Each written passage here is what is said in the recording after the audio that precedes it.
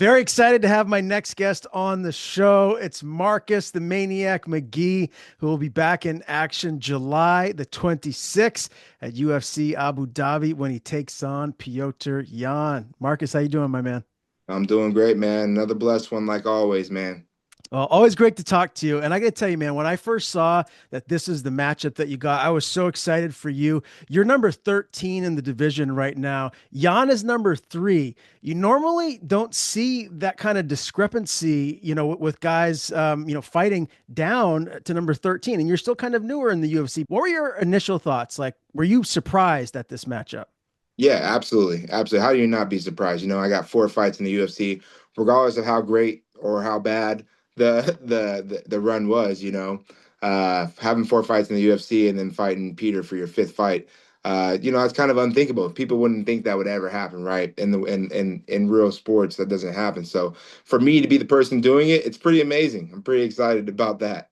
Did you get any kind of information from Jason House or your team as to like how this matchup came about? Yeah, so and I kind of knew what it was too. I saw Peter, and honestly, I'm not the guy to get on social media and be like, "Hey, man, I'll take the fight and all that stuff like that." But I saw Peter wanted to fight, and I wanted to fight. I wanted to fight June, July, So and honestly, I wanted to fight before that. Tell you the truth, I wanted to fight like end of April, middle of April is when I wanted to fight.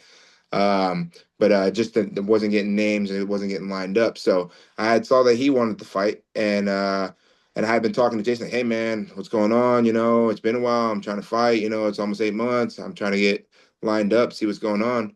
And sure enough, yeah, he ended up hitting me up and going, hey man, Peter's trying to fight, and it looks like you're the only guy up. And is it a fight you want to take? And I was like, absolutely, absolutely. I'm definitely down. They said it'd probably be around July time. And then there was a contractual thing too, waiting for contracts to come through, waiting for everything to be sent out to him and sent to me and us to agree and all that stuff. But yeah, that's kind of how it all played out. How do you feel like stylistically this fight matches up for you? Do you like this matchup for you? I'm assuming that you do because you're an amazing striker. Yeah, yeah, I do like the matchup for me too. And I like a lot of what Peter Yan does and what he brings to the table and him as an overall individual. So sharpening my skill against his skill is something that I'm like super thankful and grateful for as well. And then the challenge myself, is it where I thought I'd be at this point? Absolutely not. You couldn't tell me that this was going to be my storyline. And honestly, maybe there are some people that are so confident that they knew it was going to happen like this, but man, that's not how I see it. I didn't know it was going to happen like this. I'm blessed and thankful, and I step into each one of these moments with that type of thought process. But a guy like Peter Yan did not have to take a fight against me. He did not have to step in. He did not have to put his hat in the name. I need to be fighting. He could sit and wait for a title shot. He's more than deserving for it. I think Corey was up first for sure. But if anything happened with the Corey, Peter Yan is up next. So to be able to be fighting a guy like that, as my fifth fight in the UFC, it's amazing. I wonder how many other guys have done that. When I think about it, I wonder how many times this has actually happened where a guy comes in, and it's his fifth fight and he's fighting, for a possible number three spot. Yeah, against the former interim champ. I mean, this is like a win-win for you, right? Like you go in there, I would imagine that you're probably going to be the underdog as far as the betting odds go. And if you go in there and you beat him, man, that's just so exciting for you and your team. And I just interviewed your boy Mario Batista the other day. He said that you're the best fighter in the, or excuse me, the best striker in the gym. Yeah. Do you feel like your striking is going to surpass what Jan brings to the table on July 26th? I do think that my striking is, I do have a level of striking. And for Mario saying that, that means a lot, what I'm saying? Because Mario is him, what I'm saying? I've looked up to Mario for a long time. I credit him for a lot of like my work ethic and so many different things. That guy, I love that guy so much. But that being said, yes, I focus very much not just on my striking, but my overall game. But my striking is definitely a strong point of mine, and I definitely have faith in what in the skill sets that I bring, and then also power. I think that I'm one of those guys that use power efficiently alongside with efficient striking. You know what I'm saying? Which Peter does that very well as well. So I think that's why the matchup makes sense. We're not really one dimensional type of guys. Like, yes, I'm a striker, but wherever the fight goes. I'm explosive. I have a lot of different attributes in every different position. So, and I like a fast-paced fight. So I think all those playing together, I think that it does make for a tough night for anybody. This has fight of the night written all over it. I think so too. I truly believe it, and even though I faced the adversity I faced with Jonathan Martinez, that was like my biggest adversity, facing Jonathan Martinez and that. And it was good to go through that and feel that and everything like that. I feel like this can be my first war. You know Mhm. what I'm saying? Like, and again, the plan isn't to go to war, so I don't want that. Mhm. But Peter's one of those type of guys. You look back at him, you look at his career, you look at fights, you look at his mind, you look at his mental capacity, you look at how he is. Man, how can you not look at this fight and go, okay, yeah, bet. I'm gonna step into this thing ready to go to war because that's what he brings. He brings war. Can't wait for it, man. We're going to circle back and dive more into this matchup towards the end. But you mentioned the win over Jonathan Martinez. That was in November, so it's been a little while. It was a UD victory. Rate your performance, scale of 1 to 10. How happy are you with that win? Man, I was probably like a 6 and 6.5, with that win, 7. There's a lot of things I did in that fight that people wouldn't realize, but I didn't necessarily like about myself and certain things. I like to be a little bit more free in there, and I did not let myself be free, like I would normally like to be in there. So that was one of the things that frustrated me. It's just trying to be so clean, so clean, and I am a clean striker. I have a lot of clean striking, but if you look a lot of the other guys, look at a lot of the other fights, it's not necessarily my clean striking that always gets the job done. It's being able to make those adjustments in those tight spots that guys aren't focused and not focused and realizing that there's an adjustment to be made. So yeah, that's why I'd probably give it like a 6.5, 7. I really wasn't the biggest fan of out of all my performances, that definitely was not that was a low one. Well, Jonathan's a tough guy. I mean, that was a difficult opponent. I mean, he's had a lot of steam behind him and what he's done over his last few fights as well, right? So, I mean, it wasn't a layup fight. That was a difficult matchup for anyone, right? Yeah, and that's why I don't say that enough, but I should say that like going against that type of competition, it played a part where I had like he pushed me into a position where I had to do that, right? Which was good for me to feel that, to feel like to feel that I had to. Oh no, well you didn't really have to. Still, you just have to make adjustments and do different things. But he is such a great fighter. He's so underrated, if you ask me too. Even when I got the fight, it's so funny. I'm fighting all these guys that I really, really am fans of. You know what I'm saying? I was a big fan of Jonathan Martinez. Still am a big fan of Jonathan Martinez, big fan of Peter Yan, big fan of all these guys and their skills and what they've done inside of the sport. So yeah, that he is super tough. So I got to give it to him for that. That pushed me out. He made those adjustments. And you mentioned, wanting to fight before July. Again, that fight with Jonathan was in November. How frustrating is it for you to have to wait 6, 7 months before you get back into the octagon and fight again?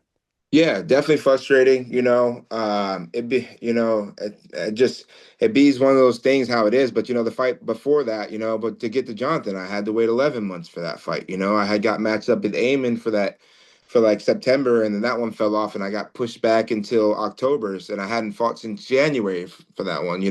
I would definitely like to be a little bit more active for sure. I feel like I get some flack for my inactivity, and a lot of it doesn't really rest on me. A lot of it has nothing to do with me. I would like to know about fights. I'm not trying to be the guy that's constantly taking 4 week, 5 week. No, I'm like, I'd like to know, give me a good 6 week, give me a good 8 weeks, give me the time that I need to be ready for these fights, and I'll be ready for those fights. And I know the fans love hearing that because they want to see you be more active. Hopefully, the UFC will do that for you moving forward and get you in there a lot more frequently than you have been recently. I wanted to ask you too, just a little bit about your life outside of MMA. Obviously, you got a lot going on. You're a family man. You're a husband and father. You got your cooking show, skating. And what has life for Marcus McGhee been like since we've last seen you in the octagon? So all those things, a lot of training in between all that, but I try to be active in everything that I'm doing, even during training. So my training regimen usually stays the same throughout the year, 6 days a week, twice a day. I have my workouts how I do, and then I ramp it up during training during fight camps. But I usually stick to that anyways. And then around that, I start placing all the other things around me that I'm really intrigued about. My garden, I'm really into agriculture overall. It's something that I didn't realize at a younger age that was interesting to me, or and a uh, uh, I want to say passion. It was a Mhm. passion of mine. So being able to do that and being able to bring my kids into that and show them different things and teach them different things is great as well. And then skateboarding as well. That was my first love, you know. So being able to get back in the board and I also have these events and be able to hook up some of my buddies. So I still have a bunch of friends that are still skating around here in the streets that are my age that are homeless that are still Mhm. strung out on drugs. I see around here regularly. And it's like I'd be looking at that. I'm like, man, like what's the difference between me and him? We were 16, 17 skating at the same skate parks, doing the same thing, hanging around the same people, you know. So being able to be around those guys and be a positive impact on them and to give back to them, help them out with boards, help them out with trucks, help them out with different things, it's really cool. Yeah, that's very good, man. I was watching something on ESPN maybe like a month ago now. I think it was like a Red Bull sponsored event. I think it was in Vegas. I'm not 100% certain, but there was some younger woman that was skating who was just absolutely crushing it. I think she won first place. I can't remember what the name of it was, but do you ever attend anything like that? Do you pay attention to that stuff at like the pro level for skating? Yeah, so I would like to start attending more of that stuff, but I'm trying to fit it into the crazy schedule I already have is already so hard. So I did have my own little skate competition here not too long ago. I was at the Heat Advisory. That was pretty fun. I threw on my little skate competition, brought my half pipe out, some other ramps and stuff like that. And then I went to the Phoenix Am out here, Cowtown's Phoenix Am, which is like a lot of those guys are trying to go pro, basically, but they were Mhm. killing it down. Uh, Julian Aguilari was killing it up there. A bunch of these guys that were killing it. So I would like to be around a lot more of that stuff and get cued in on that. That'd be dope. And meet some of these guys like Nija and you know the Chris Coles and Daewon Songs. I would like to meet those guys. Are you noticing like when you skate yourself, you're being a little bit more cautious, especially with your position now with the UFC? Like last thing you need to do is get injured ahead of this big fight, right? Yeah, and that's why I'm not skating right now. I put my board away 2 weekends ago.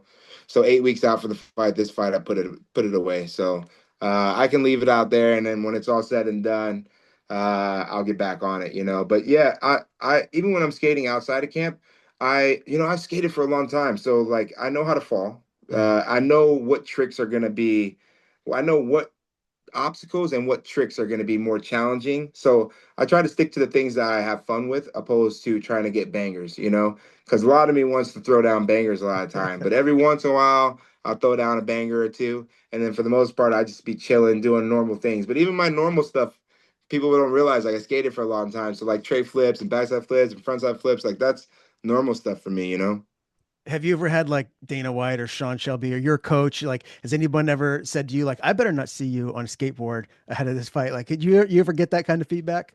Never. And I think people kind of look at me and they go, nah, he's not gonna do that. You know what I'm saying? Like I think the character I exude has kind of nullified a lot of those things, because like I'm not gonna put myself in that type of danger, especially when I've already signed a contract and Mhm. been inside of camp.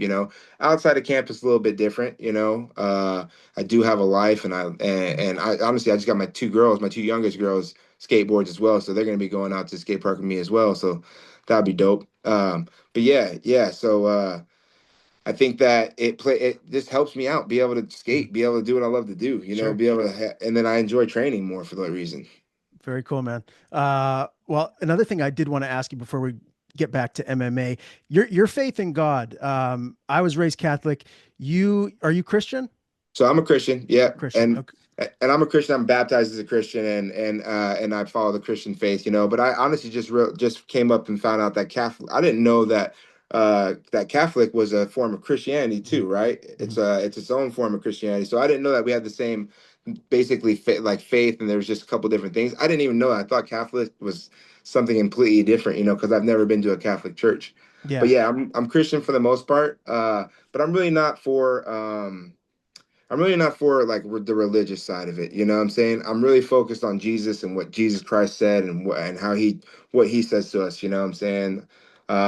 So I am a Christian because obviously the Christian faith follows Jesus, but I just feel like when we get into religion, some people turn it into this us against them versus thing Mhm. when it's just like, hey, however you're chasing God, one of us is going to be wrong about God. We know that. I don't think God's going to hold us accountable for that. But like, we shouldn't be hating each other. We should show love regardless. Oh, totally, totally. Yeah. So The older I get, it's not that I struggle with my faith. I believe, but life can be hard, and we can all go through our own, difficult times. And so I guess the question that I had for you around this topic was like, how do you lean on your faith when you're going through hard times? Like how does it help you? How are you connecting with, higher power, God, when you're really struggling, when you need it the most? Yeah, and as cliche as it sounds, prayer, right? Prayer for me is a huge thing, and that's why I go to church and everything, but I find my relationship in getting into the book, reading scripture, right? And praying to the Lord about my true issues, about what I'm really going through, and not necessarily always asking for things or asking him to do things, but just conversating with him. And I get peace in that. And another thing is I have failed myself too many times to count. I failed myself too many times to count. The Lord has never failed me. Never, and he will not fail now. And that's not, and some people think that is like, oh, I have to win this fight, or oh, I have to get $1 million, or oh, I have to do that. That is not what it's about. How well you're doing off in life doesn't mean it's not a judgment on whether God is real and or whether or not he's actively working good in your life. And for me, I always try to stay focused on that. It's not just about me. I'm important, but I'm this big in the span of his Mhm. whole plan. And I should be grateful and thankful for my little speck. And I am. I'm a speck in the time, in the human time. And in 40 years, 50 years from now, I hope I'm not completely dead, but I'm gonna be close to being dead and I'll be out of there, right? People won't talk about me anymore, but you know who they will speak about? They will speak about Jesus Christ. They'll speak about God. They'll talk about his perfect plan. He will be providing for millions and millions of other people, even when I'm gone. So what if it's not my provision? It's a great message, man. We'll definitely have to talk more about this in future interviews to come because hopefully I'm going to be interviewing you a lot more as you continue to progress in your career. Let's get back to MMA. I wanted to ask you about just this division. It's maybe as stacked as I've ever seen it. And Marab just defended again, beat Sean O'Malley via submission. How impressed were you by that? Like, did you expect him to do what he did? I'm very impressed. And no, I have a lot of faith in what Sugar has too, and how good Sugar is. I know how good Sugar is as well. So, I had a lot of faith in the fact that Sugar can come out there and make the adjustments and get the win as well. So I really thought that, that's kind of what was going to happen. But that being said, that had nothing against Marab and his skill set. And he upped his skill set. I was very impressed. I was very impressed that he went for the finish as well. He was constantly looking for the finish in times where back in the day where he would kind of like panhandle to the crowd and do other things. Even with Umar, he did the same thing, kind of looking for the crowd to get involved into it, opposed to just going ahead and fighting this guy and getting this guy out of there, using that same energy. So that was very impressive to me, and then just to see his character, I have to say it, just see how he gives it all to God, how he has a great man in his community, how he's focused on the right things. Like that's a great champion, and how he's carrying himself as a leader in this division is I love it. I love it. Is he the goat for 135 pounds? I mean, at the moment, you got to give it to him. I mean, he's beat the other guys that would be in the conversation, so that's where that I have to give it to him. The only person that he hasn't really beat was T.J. Dillashaw because T.J. Dillashaw's not in there, you Mhm. know. But like Marab had to go. We talk about people that had to go through the ringer, right? Here we are. I'm thinking I need to do something like what he did, and I'm number 13 fighting number 3. He literally went number Oh by yeah. number by number by number, taking each one of these guys out. Then got to the championship and has been doing the same thing, he's got I think he just tied for the most title defenses, right? This was his Mhm. tie for the most title defenses, Yeah, or with maybe he needs Aljo. one more. So he's already tied. So he's already done what they have done. So he's at least one of them. Yeah, no doubt about it. It's going to be interesting to see what he does moving forward. If he just stays in the division and just keeps defending, or if he decides to try and go grab a second belt. I'm curious to see what O'Malley does now. Do you think he goes up to 145? No, I think he stays at 35. I don't think there's a need for him to push up to 145. I feel like he's still young. I feel like he's still growing. I feel like he still has a lot more ahead of him. And even in this performance, I don't think it takes anything away from him. And maybe that's my thought process because I'm 35 and I'm already still doing this. I'm like, man, he's got in 4 years he might be 35, and I'm, so it's like, who's to say where his ceiling is, you know? Mhm. But I don't think so. I think his move is to stay at 35. I think there's a lot of great fights for him, a lot of big fights for him, a lot of money fights for him at 135. And I can honestly, why not? Why not him get back to that belt eventually? You know, he's still super young Mhm. to get that done. Yeah, totally. Makes sense. I'd like to see him stay put and again make that climb back up there. Who knows? Maybe one day down the line he will reclaim the title. What your thoughts on Mario Batista doing what he did Oh, against Patchy Mix? Holy that was smokes! man, that was heartwarming. That was heartwarming. You know, again, nothing against Patchy Mix, but man, I know Mario and what he's been through and everything that he put into that camp, and then getting it switched over from Cheeto to him to being Patchy, and then everybody calling him out, people threatening this guy, people saying crazy things online about him and his family, all over a fight that he like blows me away to see how everyone treated him and went through that, and then to see him step up and wear that like masculinity at its finest, if you ask me, right? Not get emotional, not get caught up in all these different things going on, all this noise. He stuck to the plan. He stuck to himself the whole time. He didn't say anything disrespectful. He said what was on his mind. He spoke with truth, and then he went in there and handled his business. Man, that was gangster. That was super gangster. Isn't it just so crazy? Like he's one of the nicest guys like that I've interviewed. He's just such a quiet, humble, nice guy, and he's getting all this hate from the MMA community, or at least he was before this performance over Patchy Mix. It's just kind of wild when you think about it, like how fans can turn, for good or bad. Yeah. And that's why I pray for a lot of these guys that they don't get too hyped up when it's good and too hyped up when it's bad. You know, these you got to let go of that stuff, you know, control the things that you can control. You cannot control people. People want to hate people. People are going through their own thing. People want to love people, you know, and maybe that you're not the person they want to love, you know, and it's just what it is, you know, but that doesn't change your plan or who you are, you know, and I think Mario showed that to the perfect, you know. Like I'm gonna go in here, I'm gonna do what I've been doing anyways, because regardless of what you guys say, all of you, there's a in the lab, there's a quote. It's a too long of a quote to say it, but basically it says that the man in the arena, you know, Mhm. will Yeah. always be the one. All these people will always be in the bleachers. They will always be speaking about somebody else and then going and sitting on their couch and dealing with whatever they're dealing with. Again, no talking stuff about them. Life is hard, I understand. But you're never going to be able to say that you put everything on the line, that you went out there and gave your whole true self to this thing, and that you got to find out. You know, Mhm. there's not going to be any ifs, ands, or buts. So I think that that should show these guys that, hey, man, focus on you, focus on your career, focus on your family, focus on building everything outside of the gym, because all the other stuff is smoke and mirrors. Yeah, very well said. I can't wait to see what is next for Mario. He's a stud. Hopefully, he does get that title shot eventually at some point down the line. Tell me a little bit about camp at the lab. Who are you going to have around you mostly over this next month to get you ready for Jan? Dude, we have so many guys, you know. We got Vinny Diaz, he's an 8-0 pro.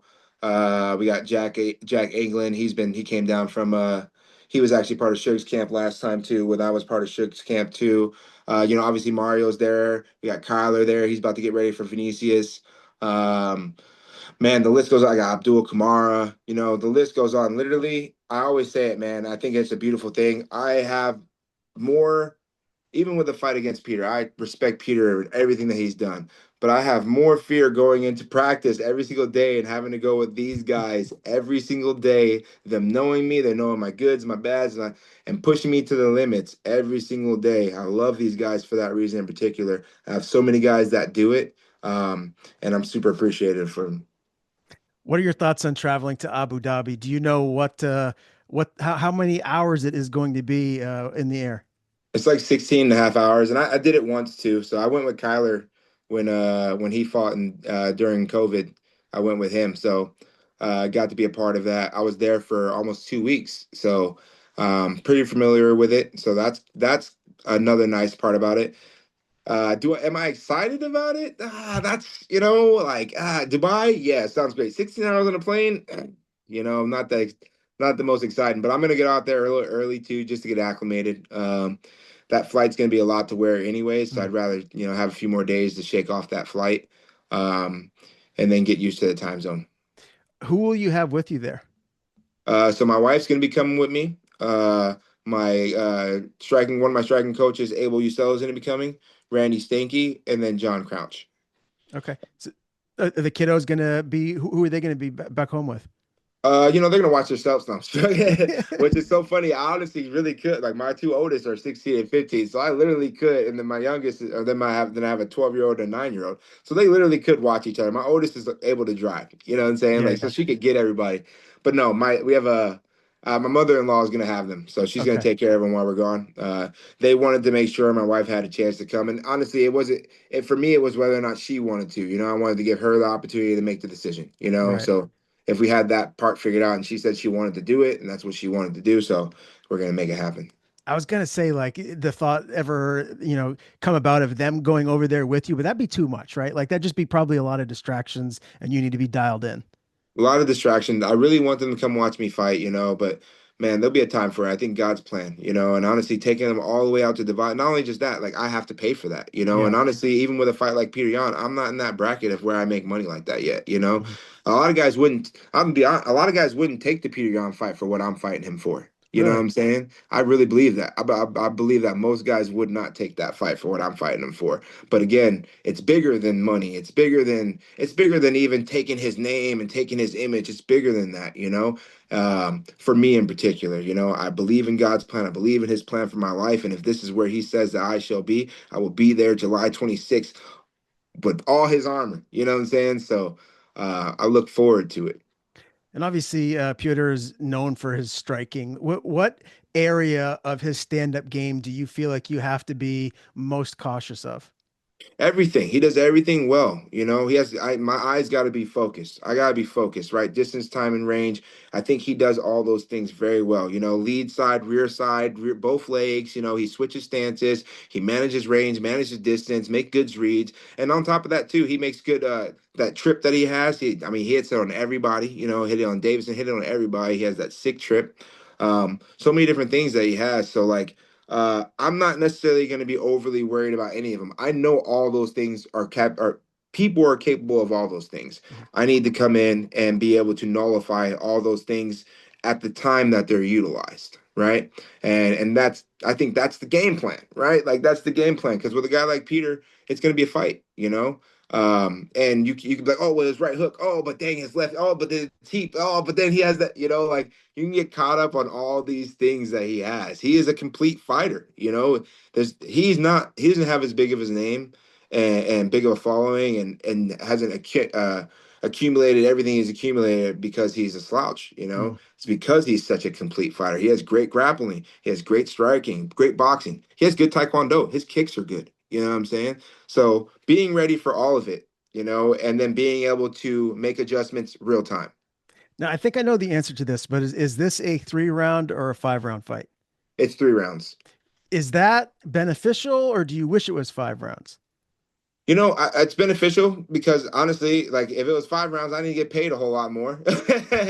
And because again, that's just like then again, it's like, man, I think that I will be excited for 5 rounds when it comes. But I think it's timing, right? Timing's got to make sense, and if it's going to be a main event, it's with like certain eyes on it. All that stuff has to make sense too. Not just like a one-off 5 rounder. So. I do think for this one in particular, I think that it's going to play. I think it's going to pay dividends for the fans because Mhm. I think it's gonna be a super exciting 3 minutes or 3 minutes. I think it'll be a super exciting 3 rounds. You Mhm. know what I'm saying? It'll be. I think we're both gonna know that it's only 3 rounds, so it's gonna be like, hey, push this thing. You know what I'm saying? Opposed to it being 5 rounds, where sometimes people always say Peter's a slow starter. I beg to differ. I think he's always in 5 round fights. Yeah. You have a 5 round fight. You don't freaking go out there like I don't care who you are. You don't go out there and go crazy round one because you go crazy round one, what do you got for round two, three, four, five? You manage things. So he's not going to have to manage his energy the same way, which I think will benefit him and benefit me. Yeah, and he is known for his cardio and durability. He doesn't really go away. And with this being a 3 round fight, the importance of you starting fast, starting strong, and winning that first round is that are you putting an emphasis on that to make sure you get that first round? No, I'm not. I want to get every round. I would like to get him out of there in the first round. You know what I'm saying? I'm not putting the emphasis on it. I'm not going to hold on to any notion of what happens, right? I'm pretty free and accepting of where the fight goes. Who said it? One of the Stoics said it. Don't wish for things to be as you want them. Wish for them to happen as they will, right? And that's what I wish for. I'm not wishing for the fight to go how I want it. I'm wishing it to go how it will. Do you think that this will be a stand-up war for as long as it lasts, or do you think that it could hit the ground at all? I think it could hit the ground. Absolutely. I definitely think it could hit the ground for sure. I definitely think, like, again, if he opens up a takedown for me, what do you think? I'm not going to take him down? Mhm. Like, and the same thing for him. Like, if he has the chance to get that judo throw and throw me down, he's going to be right on my ass. I don't think that either of us are overly focused on it just being a striking battle, right? But I do think that we're going to be striking. I see, like, in my mind, I see, yeah, we're striking. I think both of us are going to play to that, you know what I'm saying? And then all the other stuff will be the intricacies in the betweens, in the in betweens. Yeah, I think that's, why the fans have this one circled as, a fight that they can't wait to watch is because of just how darn good the both of you are as stand-up fighters. And he is on a two-fight win streak now. He had those losses, obviously, Marab, O'Malley, Aljo, champions, studs, but he beat Figgy and Song Yadong most recently. So he does have those two victories in a row. So a little momentum. Do you feel like you're catching him at a time where maybe he's overlooking you because oh, I got these two wins. I'm back in a good spot, and maybe he feels like I don't want to say he's taking you for granted or anything, but do you think that maybe that's a thought that could go through his head? I think that is a thought that could have went through his head, but I think it went through his head a long time ago, like before when he was first taking it, you know what I'm saying? When we first even got into it. But I think as time went for sure, I think Peter's a stand-up guy and I think that he knows, like, he's a human being and all of us go to sleep, all of us bleed, and that goes for him too. And I make people bleed, I make people go to sleep, and so does he. So come July 26th, I think that he's going to be the best version of himself. And that's what I'm calling for. I'm calling for the best version of Peter. I'm not hoping to catch him on a sly and hopefully to get one over on him. I'm not hoping for all that. All the wins and losses and all that and all those accomplishments are for everybody else, right? And I appreciate everything that I've been able to gain from all those, but that's for everybody else. The things that I'm looking for go past that. Will you give me a prediction? Do you have one? I'm going for a finish, man.